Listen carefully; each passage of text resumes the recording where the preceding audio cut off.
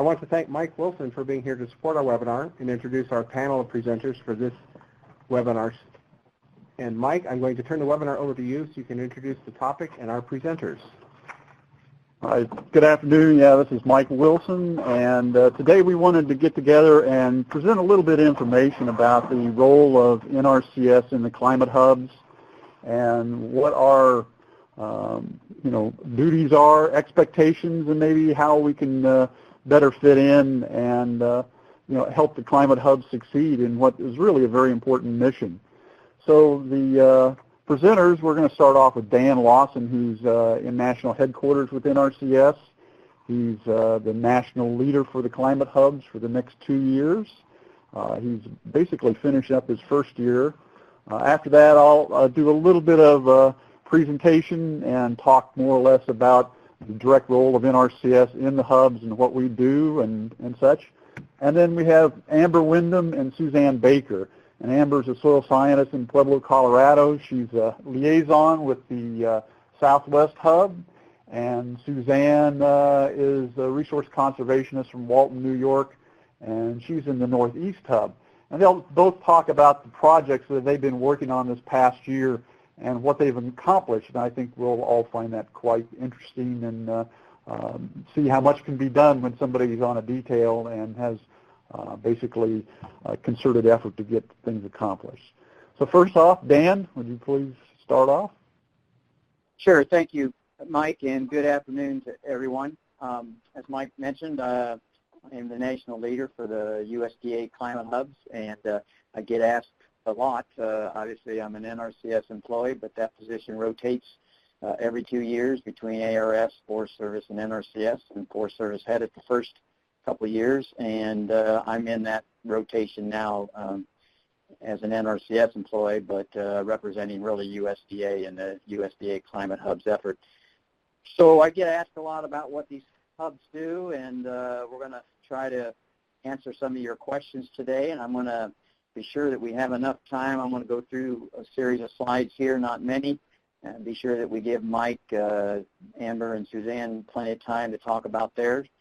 Work that they're doing, and then entertain any questions. So without any further ado, in February of 2014, USDA announced the Moving the Science to Practice USDA Climate Hubs to get those up and running, and that they would provide regional networks on climate science and forecasting impact. And there are 10 regional hubs, and what you're seeing there on the slide is the different geographical breakouts for each of these particular hubs, and they were designated as such to actually address issues from a geo perspective, but also from an ecosystem perspective, climatic, and certain other variations that play into each of these particular regions that affect climate and weather, and also practice.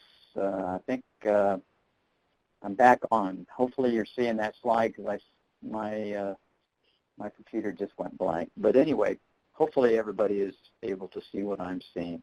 So they were basically to deliver science-based knowledge and practical information and support farmers, ranchers, forest landowners, resource managers to support climate-informed decision-making. These activities further the mission of maintaining and strengthening agricultural production and natural resource management and rural economic development. The key partners include, of course, public and land-grant universities, cooperative extension, USDA researchers, private sectors, state and local regional governments, NOAA, Department of Interior, also regional climatic change experts, and nonprofits engaging in providing assistance to landowners and other clients that the climate hubs serve. They're unique in collaboration in that they cross department agencies, and that's what makes the whole climate hub enterprise, if you will, very unique. They're led by Ag Research Service, Forest Service, that actually lead these 10 regional hubs in various locations, and then NRCS, Farm Service Agency, APHIS and Risk Management Agency all provide other employees in the way of liaisons to the hub roles and responsibilities that they carry out in each of these regions.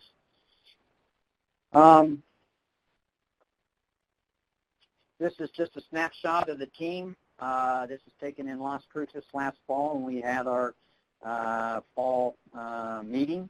And there's roughly 40 to 50 individuals that make up the Climate Hub team. I'm the national leader. We have a national coordinator. And then in the Climate Hubs, each of the Climate Hubs in particular, there's a staff, and those are, as I mentioned, the regional directors lead that effort, and then there are regional coordinators. There's fellows, agency liaisons from those various agencies, and then other staff as needed for individual interests that they might have in a particular hub. Those could be through agreements, through universities, and so forth, to staff individuals to work on certain projects. So that more or less is the staff that makes up each of these Climate Hubs. The core values is science-driven, stakeholder-centered, cooperative, and efficiency. Those bottom two basically are strengths that I see in the Climate Hubs, where we can cooperate not only within USDA but also across the federal government. And having these agency authorities that bring something different to the table can add to the value added, if you will, to what we can provide to the landowner, stakeholder, clients, and others that we serve out there. So there is definitely an efficiency aspect of the Climate Hubs. We are in the process of actually doing our strategic plan for the coming years for the hubs. The first one was done when they were first started, and we have been waiting on the USDA 2018 to 2022 strategic plan, which is, you've seen the Secretary give an overview for each of those particular goals. We fall in line within almost, I think I counted 9 or 10 of the objectives under those goals that the Climate Hubs could actually serve. So, you know, we may tweak some of these core values, but I don't think they're going to change much from what we've seen from the USDA strategic plan. So I think we're on target there. So what do we do? Basically, these are 5 areas: understanding climate-related information needs, synthesize and translate climate science into usable tools, products, technologies, and information, demonstrate climate-smart adaptation strategies, assess impacts of climate extremes and changes, and build regional partnerships. This came from the original foundation documents when the hubs were started. We've now since, if you go onto the new website for the Climate Hubs, we have them organized under 3 areas, which is research and science information synthesis, tool development, technology exchange, and implementation assistance, and stakeholder education, outreach, and engagement. So those are the 3 areas that the hubs focus on, and those are the deliverables for our reports and year-in annual reports and reports that we do to the department across the street. A lot of those will be lined up underneath those particular 3 areas. So probably visually it's better than trying to explain, but the contributions to the Climate Hubs, ARS has their in-house research programs that they bring to the table. NRCS is unique in that they bring the centers and the delivery system out at the field level. Forest Service is a combination of those, where they have research and development, state and private forestry, and also their public lands in their national forest system. So everyone brings a little different perspective and also programs to the table, and then we basically use that fundamental or foundational research, applied research, and we package that so it makes sense to the field and we then work through our outreach extension program support stakeholders, and then they assist in working with NRCS and others at the field level on getting that information out to farmers, ranchers, and forest managers. The program support, as you can see up here, is through these agencies that provide these liaisons to the Climate Hub, and also being able to bring to the table what their particular agency, what their strong suits are to be able to support the hubs in those areas. So it's what I would call a cyclic process. As you can see, the stakeholders feed back to what we do in the Climate Hubs, and as a result, we take that into account, and then we package products, whether it be tools, assessments, or whatnot, and then we provide that back out to the field. So it's a never-ending loop on how the hubs function. So these are some of the products, vulnerability assessments. They're more or less an important first step. Each of these hubs, when they first got off the ground back in 2014, each of the hubs did a regional assessment for their particular area. And what it did basically was establish a baseline snapshot of current climate vulnerabilities, and also provide that region-specific adaptation and mitigation strategies. So we can then start to work with our stakeholders in increasing the resilience of working lands in a particular region, whatever those may be identified. These vulnerability assessments differ from impact assessments in that they more fully consider adaptive management or policy responses that may lessen negative impacts, or the reverse, enhance positive impacts of a changing climate. So they're valuable as we look forward and try to address those particular needs in a region.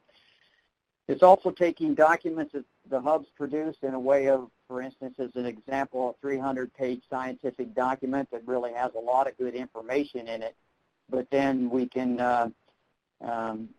rework that per each of the regions that have one of these documents, for instance, and they can come up with a 2-pager that would more or less take that 300-page document and get it out to those that are out in the field, universities and others that might be able to use this particular information.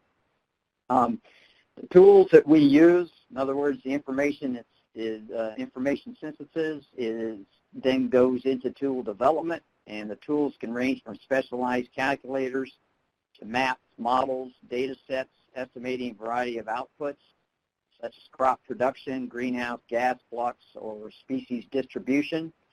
Certain tools may be more relevant to land managers to aid in year-to-year decision-making. For instance, what the NRCS might use at the local level in their field offices, while others are more useful for researchers studying agriculture and a changing climate or weather extremes. The Climate Hubs have also put together forestry and agricultural specific workbooks, not only in document form. You can find this one on the left online. Just Google Adaptation Workbook. It was developed by a liaison out of the Northeast and also the Northern Forest Hub, and it is being duplicated in other hubs as well. But they help land managers adaptively manage their land in a changing climate, and these workbooks provide producers a flexible, structured process to identify and assess weather and climate-related impacts, challenges, opportunities at farm-level adaptation tactics, and continuously evaluate adaptation actions for improving responses to extreme and uncertain conditions. The one on the right, you can go online. It's automated, where the one on the left is in a booklet type form. So you can get it either online or PDF. These are just some examples. Don't want to spend a lot of time on this, but this is just some areas in sustainable agriculture through risk management and resiliency to climate extremes. Some of the work that the hubs are focused on, whether it be in the soils and the whole area of soil health, with cover crops, building seed, improving soil structure, irrigation system, and that gets to efficiency and timing, crop production planning, having to do with management cycles, whether it be beef systems, confined livestock systems, or biofuels production, and looking at perennial forages. So these are just some of the areas that we touch on, not all inclusive, but just to give you kind of a breadth of some of the areas that the hubs are working on or have worked on in the past. In the last couple of slides,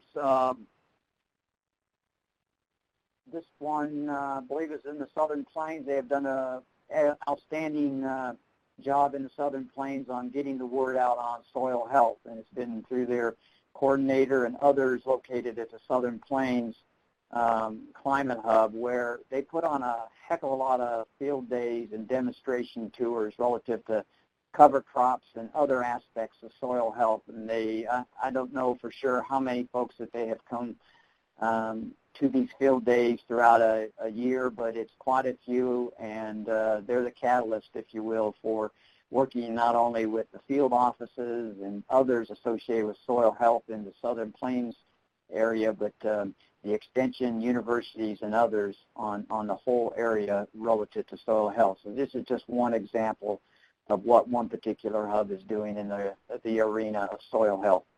And the last slide, this is up in the Northeast, and this has to do with installing automated weather stations and partnering with farmers.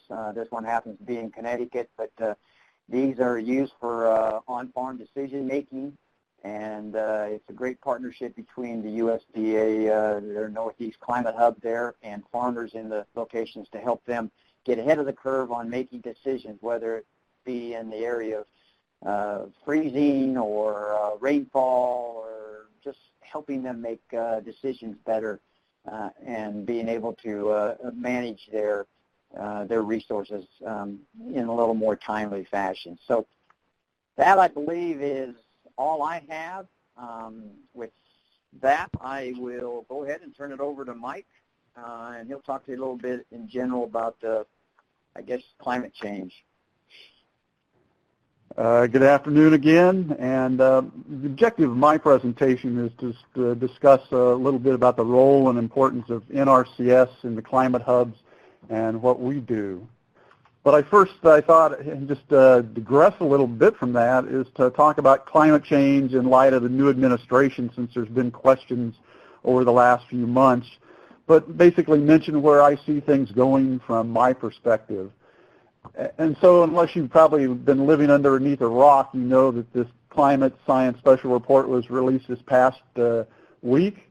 It's a summation of all the research activities that have been taking place over the last few years and brings us up to date with what basically are the scientific understanding of climate change and the impacts that are taking place. So really there's nothing new, but it reemphasizes a lot of things that we already know are happening.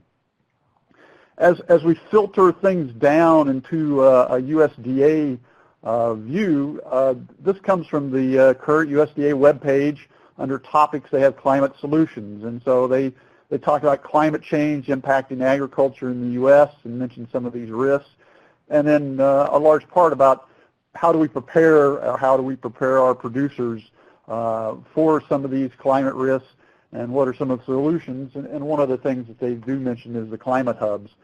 So I feel pretty good that, especially within USDA and NRCS, we recognize the importance of addressing climate. Obviously, it impacts all our producers, and no matter what somebody's views are, we have to look at that in terms of how it impacts our conservation practices, our programs, and also how we work with producers in instituting certain measures. So whether we're part of the climate hubs or any of these other agencies within USDA, one of the things we try to do is manage climate risk on farms and ranches. And so we have certain programs and practices, and you can see the four I've got outlined here that really impact a lot of the soil properties and water as well. Some of these are adaptation and some are mitigation, but ultimately we're trying to build some sort of ecosystem resiliency, and then from there promote food security for the United States and others, but we want to maintain our productive capacity of our agricultural systems. So, you can see that things filter down to a workable standard that, is something nuts and bolts that we all need to think about. Now, our relationship with the Climate Hubs, Dan has pretty much outlined that. But basically, the hubs connect the research and the program agencies, and NRCS is viewed as a really valuable member because we do work with producers or conservation districts and other partners, whether it's our conservationists or soil scientists. And so without the NRCS being part of the Climate Hubs, we're not really translating a lot of that information and delivering it, we're not delivering it down to the farmers and then getting their feedback. We're also not really producing or gathering the information and translating it for the Climate Hubs. Like, what are the real expectations of producers? What are their needs? What works? What doesn't work? And since we kind of are the boots on the ground, we're the ones working with producers to gather that information and then move it back up and talk to the Climate Hubs, which then can translate it to the research agencies and get them working on things. So the nice part about this is that I've seen over the last 3 years, we're having a lot more interaction with ARS, the Forest Service, ERS, and some of our other agencies than we ever have before. And so it's a group that sits together and through their roles and communications, they can make a lot of progress, and it's a synergistic relationship to build the impact of USDA on our productive systems.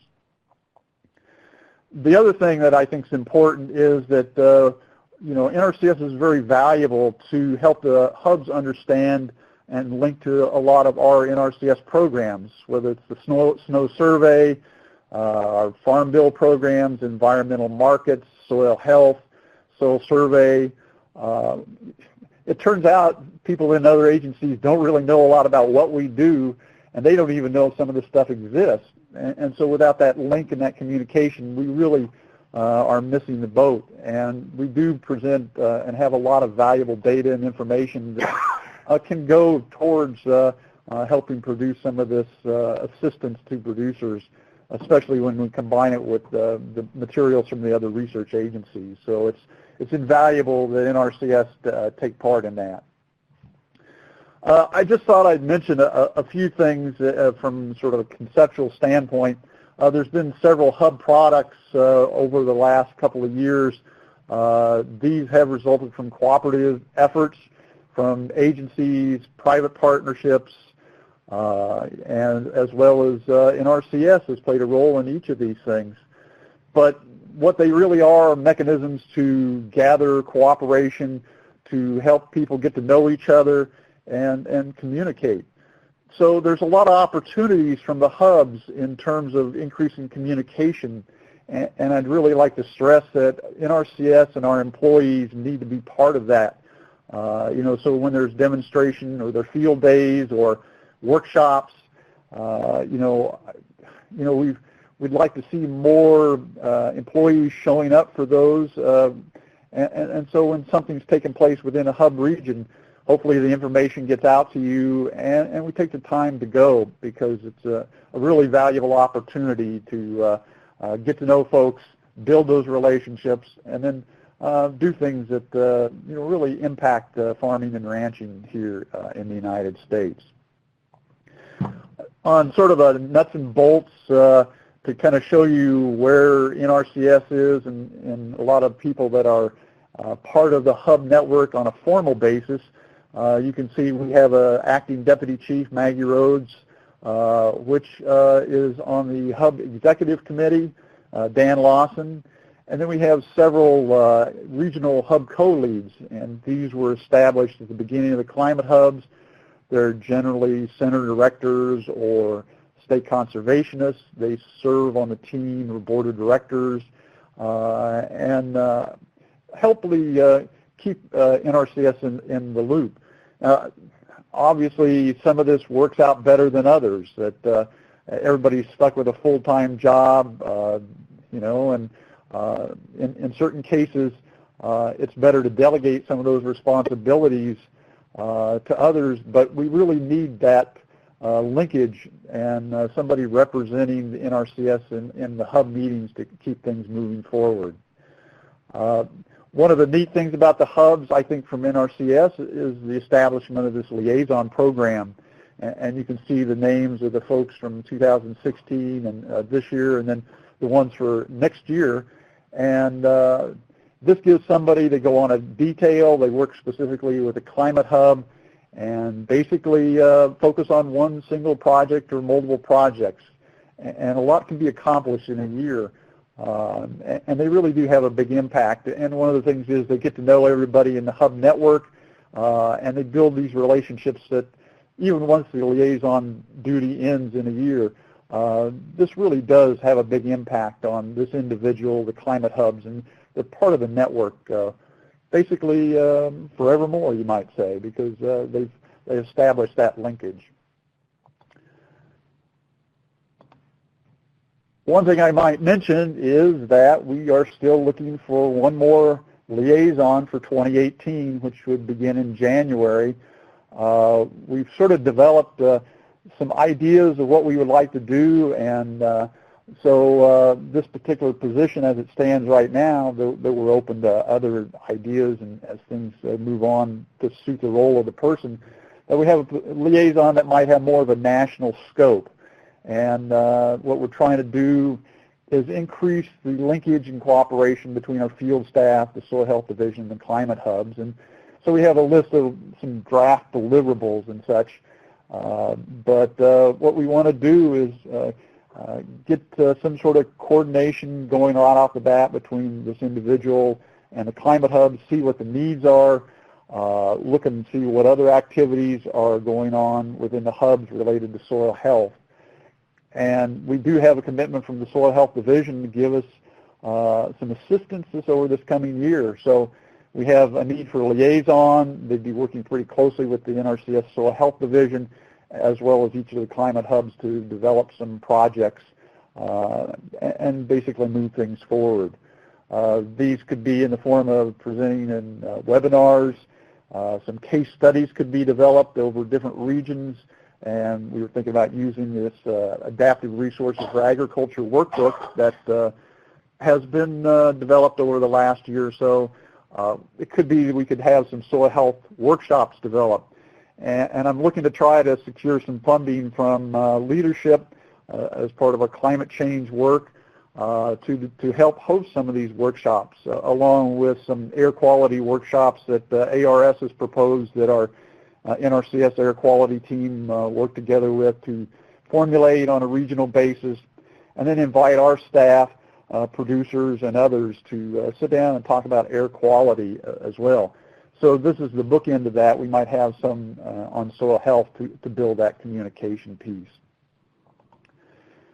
And finally, I'd just like to mention that, I see that NRCS is very critical to the success of the hubs. And to ensure the success, we need to find ways to communicate and assist in hub activities. But the national, regional, state agency leadership is really important. We need their support and for the NRCS staff to participate and contribute on an as-needed basis. But it's really a two-way street. The hub initiative is capable of great value to NRCS and producers if we as an agency can play a role in each of these regional hubs. So that's it for me, and then with that, we can go to Amber. Thanks, Mike. My name's Amber Wyndham, and I'm a soil scientist with the MLRA office here in Pueblo, Colorado. That's in southeast Colorado. And I'm working with the Southwest Hub, which is based out of Las Cruces, New Mexico, on a pilot project using ecological site information as a drought adaptation tool on rangelands.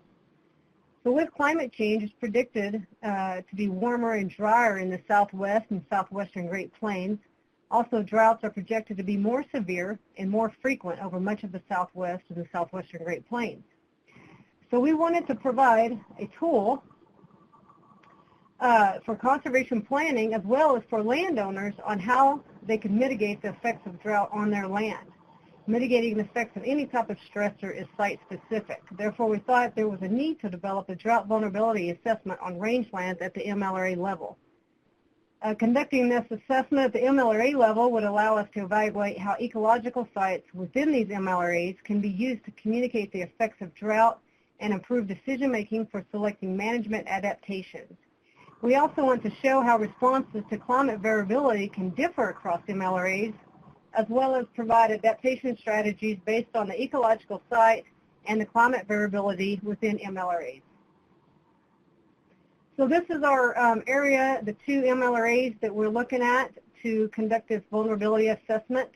MLRA 69 is in the southeast corner of Colorado. It's about 8 million acres. 80% of that is rangeland. We get about 10 to 16 inches of mean annual precipitation here. MLRA 41 is in southeast Arizona, southwest New Mexico, a small portion of it's in southwest New Mexico. There's about 10 million acres in MLRA 41, and it's about 79% rangeland with about 10 to 20 inches of mean annual precipitation. Both of these MLRAs are arid to semi-arid climates, and they have a high percentage of rangelands and commonly experience drought. So this slide shows a kind of a generalized diagram, a state and transition diagram for our loamy sites here in MLRA 69. And most ecological sites typically have a state and transition diagram associated with them. And for those of you that aren't familiar with the ecological sites, they're distinct kinds of lands. They have specific soil and physical characteristics that differ from other kinds of land in their ability to produce distinct kinds of vegetation and how they respond to management. So these state and transition diagrams can help with management adaptation involving any type of stressor, really, not just drought. So the boxes represent different states that may occur within the ecological site, and then the arrows indicate a pathway between those states depending on management. So as you can see in the top left, you have a reference state, and this is the ideal state, but probably not the most typical state due to drought, reduced fire, and or overgrazing at some point in time. Now the reference state is more diverse and resistant. This would be an example of a reference state for here in MLRA 69. So we would have typically a short grass like blue grama, some warm grasses, as well as some cool season grasses. So you have a mixture of your warm and your cool season grasses, and you have a good diversity of species that's going to make that reference community a little bit more resistant to disturbance. However, if heavy continuous grazing is applied from the reference state, that can push you over to that short grass dominated state. And as you can see below, there's a legend, and you can kind of follow the different pathways, the T1 through T5s, and those are just different pathways depending on the management applied. So if you have continuous heavy grazing, it's going to push that state from a reference state out over into that short grass dominated state. And the further away you get from this reference state, the more vulnerable this specific site will become to disturbance. So from that short grass dominated state, if you continue to graze without adequate recovery, it can push it over into that, if you follow that T5 arrow, it can push it over into the increased bare ground state. This is a more vulnerable state that exists, and it's harder to get back to that short grass dominated state if at all possible. So the idea is that you have these state and transition diagrams for these ecological sites, and they can be used for landowners as well as the conservation planning process to mitigate some of these impacts to climate variability. So the state and transition diagrams can be used as a great tool when developing adaptive management strategies. So because the ecological sites are unique, they will respond differently to drought. So we wanted to determine which ecological sites are sensitive to drought. So we came up with several different variables that we considered that we thought would determine if a site was vulnerable or not. So for example, landform position, we asked the question, is the site protected from weather? For example, is it bottomland or is it a break? Is there potential for high wind water erosion? Is it a runoff or run-on site? Does it receive additional on-site moisture? Production, is the production high enough to mitigate the impacts from drought? For example, is there a minimal bare ground? We looked at vegetating rooting depth. Does the dominant vegetation have greater access to full water deeper in the profile? Trees versus grasses, what's on that site? We looked at soil depth, salt. MLRA 41 has some issues with gypsum. They have a lot of sites that have gypsum in them that affect management. We have a lot of sites with calcium carbonate that have to be taken into consideration. So land use, is it extensively grazed? Now most of these sites are all grazed, but depending on some sites are more steep than others, accessibility, they may not be as grazed at the same pace. We looked at soil texture, available water capacity, fragments, and aspect as well. These are secondary variables because you can have multiple soil textures within different ecological sites, so there's some overlap. However, if there is a site that, for example, is all sand or all heavy clay, then obviously that soil texture played a more dominant role in deciding its vulnerability. So it just kind of depended on site, but we looked at all these variables, and with that,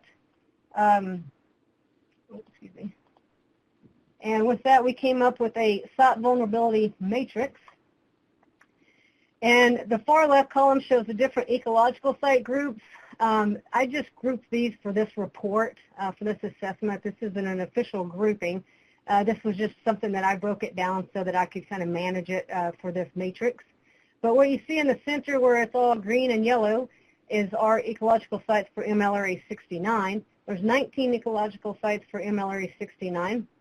And then the low would, the green color would represent a low vulnerability to drought. Yellow would represent a moderate vulnerability to drought.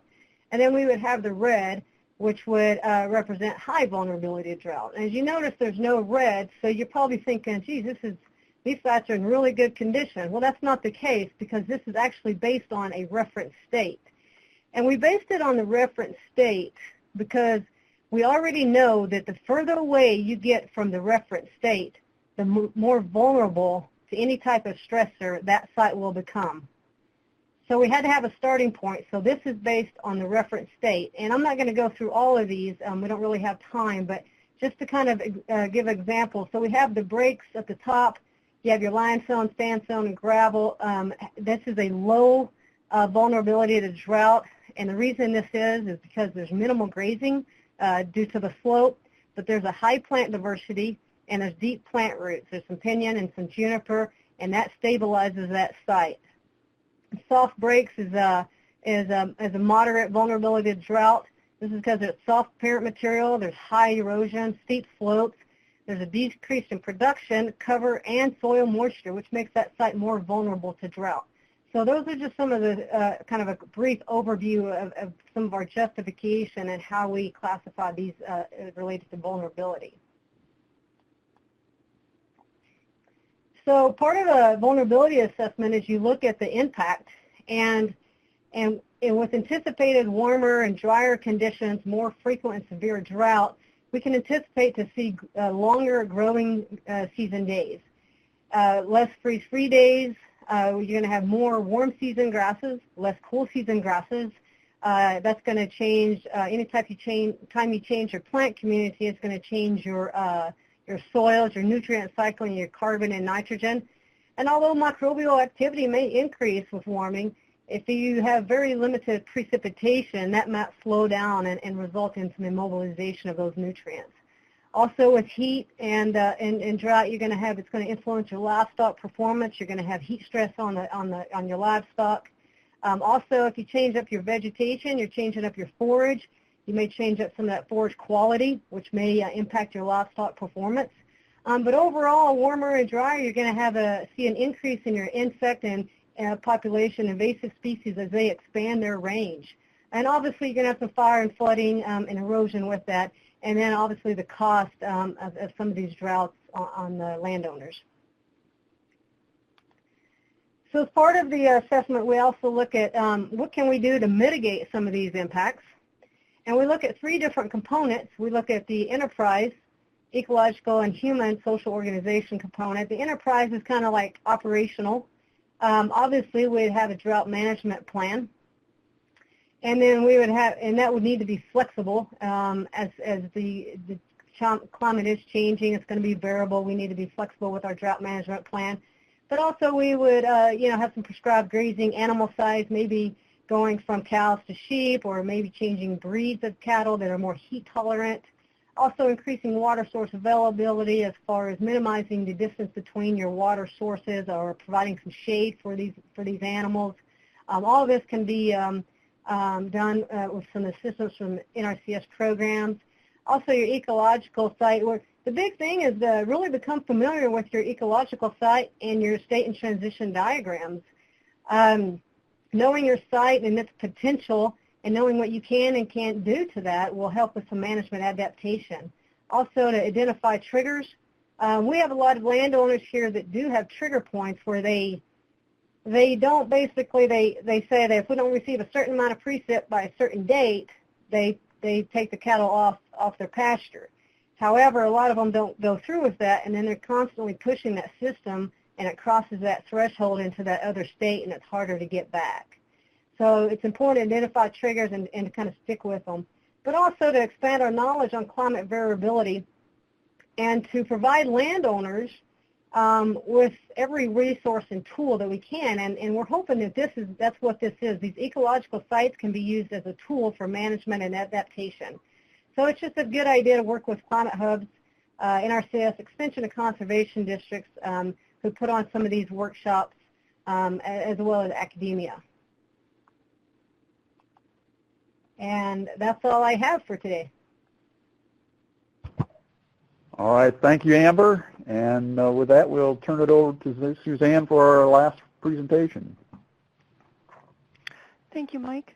As was said, my name is Suzanne Baker, and I'm the Tribal Liaison and Resource Conservationist in Walton, New York, and also have enjoyed, since almost a year now, the position of NRCS Project Liaison to the Northeast Climate Hub. The greatest aspect of the liaison positions are the opportunities to work with other agencies and entities, opportunities to build new partnerships and strengthen existing, to plan and implement a project and recognize the opportunity to develop new ones. My initial project was to develop an adaptation guide for the two Massachusetts tribes, the Mashpee Wampanoag tribe and the Wampanoag tribe of Gayhead, Aquinnah. The listening sessions with the tribes identified primary concerns as declining species of cultural importance, shoreline erosion, and STEM education. Solutions developed were to work with the New Jersey Plant Materials Center because of their experience with beach species, and to partner with AHEC to support the efforts of the AmeriCorps Vista program. There have been 2 seed collection trips. Propagation efforts are taking place at the New Jersey Plant Materials Center. This winter, a training session is planned for our tribal member who also works for USET and our Vista individual. I noticed similar discussions taking place across Indian country concerning declining species of cultural importance. I really appreciated the support provided by the New Jersey Plant Materials Center, and perhaps other tribes could benefit from similar efforts. So NRCS currently operates 25 plant material centers across the country. The Northeast Plant Materials Center is located in Big Flats, New York, and it services Maine, Massachusetts, New Hampshire, New York, Pennsylvania, and Vermont. So I'm working with the NRCS staff in New York, and Chris Miller from the New Jersey Plant Materials Center developed a workshop geared towards tribes and agencies that support the tribes. This workshop took place at the New York Plant Materials Center in August. The weather cooperated, and it was a beautiful day. The morning included a tour of the plant materials facility and soil health demonstrations. This is one of the seed cleaning pieces of equipment. They have a larger one behind it. The discussions were good, and future support for the tribes by the Plant Material Centers were discussed. They would provide space in the coolers for the seeds collected, and also the greenhouse for propagation. How else can we support the tribe's interest in seed saving, restoration efforts, food sovereignty, and engage the tribal youth in STEM education? After learning of the weather station that the Northeast Climate Hub installed on the farm in Connecticut, I thought installing these weather stations on tribal trust lands would really support a number of these needs that we just mentioned. So I drafted a proposal to purchase and install units across the U.S. This project would be to support agricultural operations, STEM education, strengthen the network of tribal support, the USDA NRCS, the hubs, the NOAA regional climate centers, and the BIA. Increase scan coverage, which are the weather stations that NRCS currently has, and to build partnerships.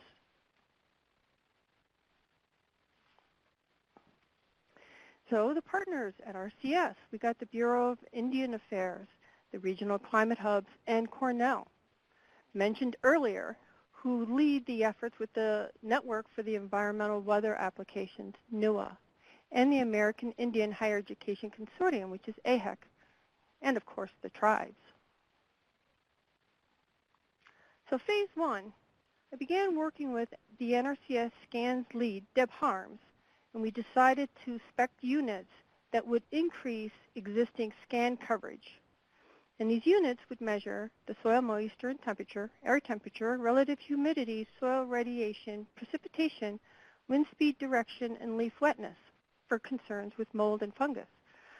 Some of the units will also monitor barometric pressure for those that have interest in syrup production. So I mentioned the scan locations. There are currently over 200 active scan units across the U.S.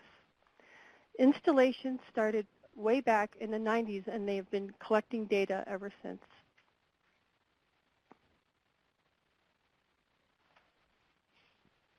So phase one, NRCS funding was able to be matched with BIA funding. So half was paid by NRCS and half by the BIA, increasing the number of units we were able to purchase to 30, with some additional components like backup batteries and such. The selection is to be made by leadership and headquarters, with the final locations determined by the technical team. So we have the hardware to collect the data. How can we increase the use of this data to support decision-making? What about an online tool, an interface tool, like the NUA site that was mentioned earlier? This tool would not only support agricultural operations, but STEM education too. So this is what the NUA site initially looks like when you pop on. And I really liked it. It was user-friendly, accessible. And so I built a team to support expanding this tool to be applicable across the United States. And the team included Cornell and the regional climate centers and AHEC. Some of the tools that we were looking at developing were modules for growing degree days, precip and temp, to begin for foundational tools. We also talked about the value of heat stress and maybe crop-specific tools that would be applicable per region. Oops. So AHEC, the American Indian Higher Education Consortium, with the input from the team, is drafting an application for an NSF EAGER grant. This early concept grant for exploratory research to fund the development of this tool. We're in the final stages of the polish and submission to NSF. Is expected very soon.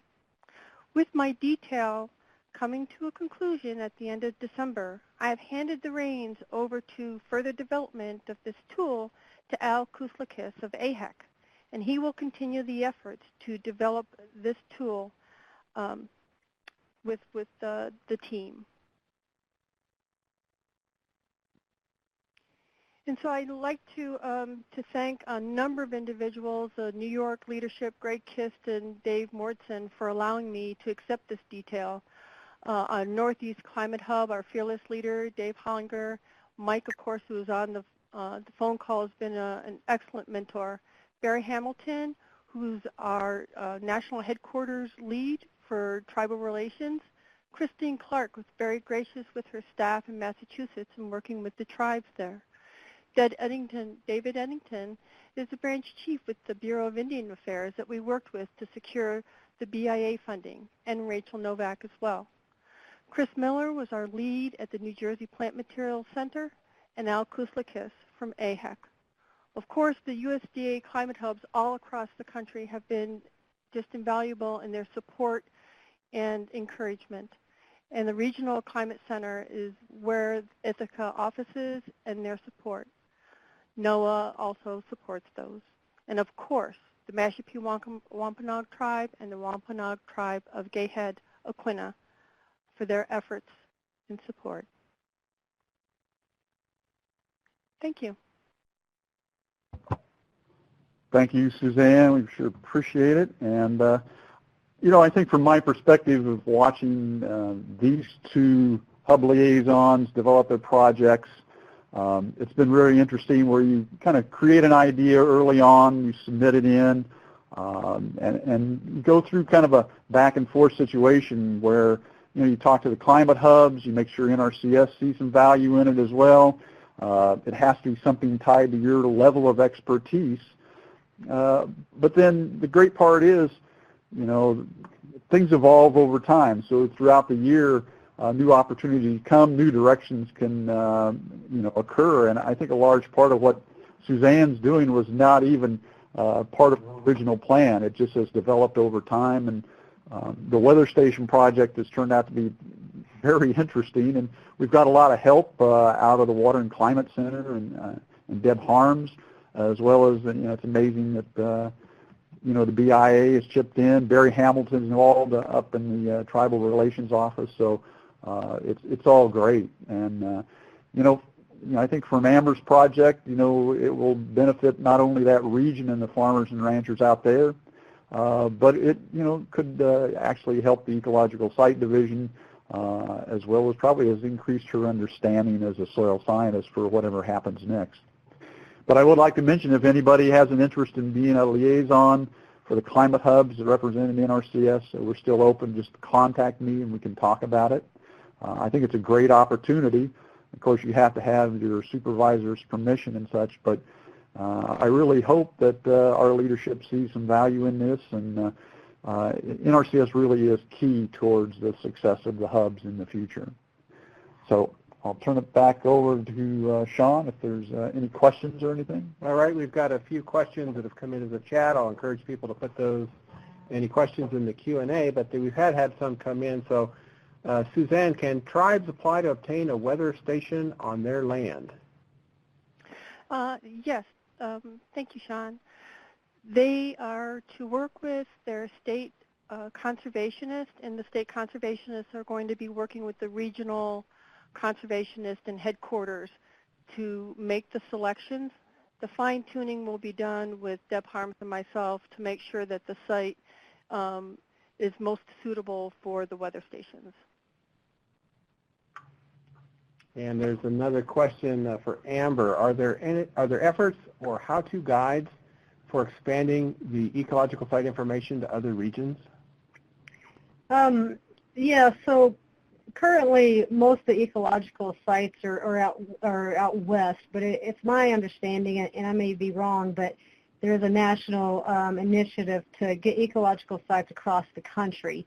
Now, what that status is I don't know, but our ecological sites out west are from the former range sites, and they've been updated. And I do believe that that process, as far as getting ecological sites done across the country, is in progress.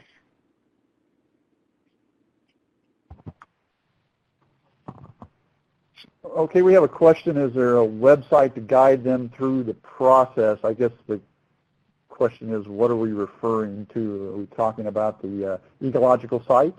And if they could maybe append their question with a little more information, that'd be great. So I will say this on for this vulnerability assessment. So this is a pilot project, but our hope is that it'll be served as we can kind of create a template so that it can be replicated across regions. And so that's kind of the idea of it. And maybe obviously drought. This is a drought vulnerability assessment using the ecological sites, but maybe drought isn't your major disturbance, and so you would be able to modify it. So the idea is that we will create a template on kind of how to use this, and that it can be replicated. We have a question for Suzanne. In the Southern Plains, they're doing some similar work with 1890s land-grant schools. Do you know if there's any similar funding opportunities for other communities and groups? Similar opportunities to get funding for weather stations, or I'm not clear on what the person was looking for funding for. I would imagine weather stations and get connected through the network with some of the development of the tools that you might produce. So working with Cornell, they're going to be developing this interface tool that will be able to digest the data as it comes out of a scans unit.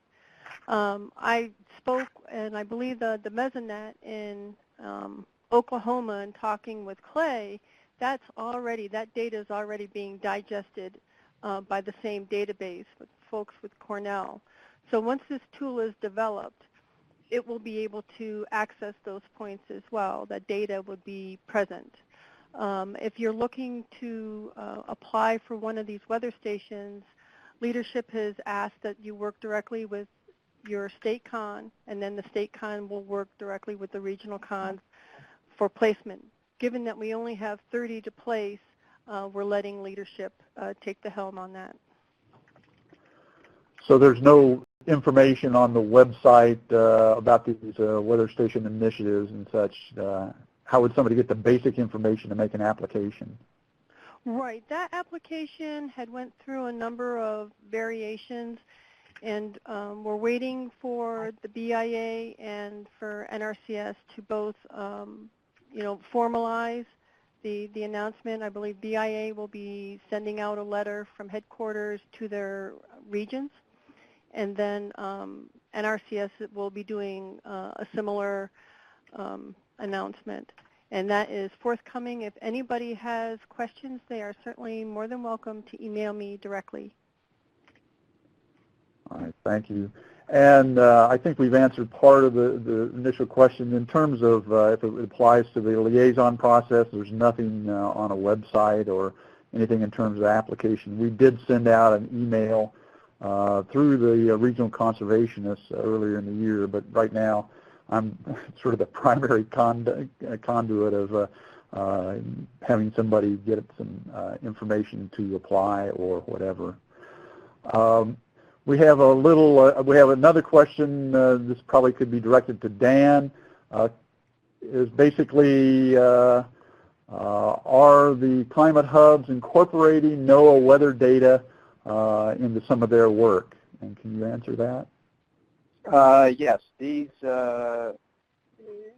particular work in which hubs I'm not familiar with, but yes, they are a key stakeholder and a partner at the table as the climate hubs do their work in each of these regions. They're very tied into to NOAA and what's going on with all aspects of what NOAA carries out, and also the Department of Interior and their centers that they have as well, their climate centers. Those are two very key partners that the climate hubs work. And in fact, I think I know one director, or maybe another director, that came actually from NOAA into their director positions there in the climate hubs. So yes, there's a very good tie-in there. I don't know in particular each hub and what projects that they have, but they're always at the table. That brings me up just real quick. the national guidance are overseen at the national level by an executive committee. I failed to mention that, and those are made up of senior program leaders across the department. So guidance is provided through this executive committee, and it basically guides and focuses and facilitates the mission of the Climate Hubs. If anybody had a question on how that is done at the national level. But also at the Climate Hub level, there are steering committees, and like this NOAA, DOI, and several others. It's kind of like NRCS and their state technical committees. Direction, input is gathered through these steering committees, and basically it's just a good conduit for people to sit around the table and talk about the issues that they need to address in a particular region, similar to a technical committee in a particular state. So they function in that way at the regional level by within each of the Climate Hubs. All right, thanks, Dan. Just a couple of comments. One was that the Northeast Hub and NOAA coordinate quite closely, as well as the Southern Plains Hub coordinates with NOAA and the Climate Science Center. And so, like Dan mentioned, two of our hub directors are climatologists, so there's a direct tie-in with that, and I think those are very welcome additions to some of the leadership in the hubs. So with that, I'll turn it back over to Sean for any last comments, and we sure appreciate everybody calling in and hoping your hour was well spent. And if there's any questions, you can contact any of us in the future. Go ahead. Well, thank you, Mike, and thanks to Dan and Amber and Suzanne for their time and effort to make the presentation today, and thanks to all the participants for joining in. We had more than 100 people join today's webinar. The on-demand recording of this webinar will be available on our National Soil Survey Center YouTube channel within a few days, so feel free to let your colleagues know about this training opportunity. This concludes our webinar presentation.